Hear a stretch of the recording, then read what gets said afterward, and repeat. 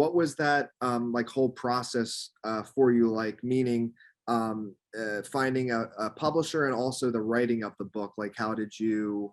What was that creative process like for you to finish it? Well, the first place it started was I realized that writing the pitch for a book, the treatment, is, way different than writing the book. Hmm. So I actually met somebody quite by accident that that's what she does. She's a ghostwriter. She writes the books, but she also writes the proposals. Oh, great. So, she's, I realized when I asked to see some treatments, and I realized, well, this is nothing like I would write. And she said, you're going to hate the treatment because it's all hyperbolic bullshit, because it's how they're going to market and sell the book. So that's what a treatment is. Why should the publisher buy this book? Because they want to buy books that sell, so why will this sell? So in the case of my book, there's a number of high profile people interviewed. So the hope is, like Damon John, who's also a friend, posted about my book. Tim Ferriss posted about my book. That gives you good PR, if you will. And again, it has nothing to do with what the contents of the book are. And the publishers want to know, well, you've got Damon John in there. He's got a big megaphone. Will he give you an endorsement? Will Tim Ferriss give you an endorsement? It's that sort of a thing. So I hired somebody to write the proposal because I knew that I didn't know how to do it. And that doing it would exhaust me and bore me about the whole process. And I wanted to write a book that had some real life to it. And that's where I would be best putting my energy. And you can find people at all different price ranges to do it, but it's a good thing to do. So I hired Jody Lipper, who was fantastic, who did it. And I wrote the book.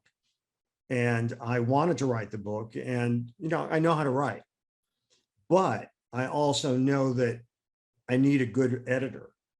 I need an editor who could keep the path flowing. You become blind to your own work at a certain point. So you need somebody who can say, well, you said this 3 pages ago, or you said essentially the same thing we become blind to it. You can't judge your own stuff. Other people have to get eyes on it and give you comments. Knowledgeable people need to do that. And so when we sold the book to Hachette, I hired a good editor, and it was great because I learned from her. She kept it really on the beam and kept the book focused. And so it was a very good collaboration. And I ended up with a book that I'm proud of. And, I don't have a problem saying, I think, to the right person, I think this book would be of real value to you. I think it's got a lot of really valuable ideas, thanks to the guests that I have and all that. I'm proud of what I did. And, but that's the process. First is a proposal to sell it. And then when you get that, when you get the book sold, and I would say, don't write the whole book and try to sell a finished book. You sell from that proposal or treatment, and then working with a good editor when you're writing the book, so that it's not repetitive, it's not boring, it doesn't meander. And you need to ask yourself, and I think this is true in every creative field, ask the question, is this essential? And anything that's not essential, cut it out.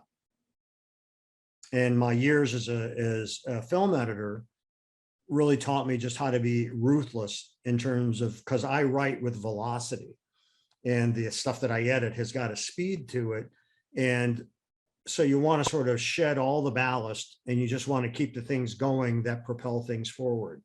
So to ask yourself, is this essential? Whether you're talking about a sentence, a paragraph, or even a chapter, is critical to doing good creative work. And that's true if you're painting, if you're doing a play, if it's a piece of music. What you take out and what you leave in is critical to the creative process.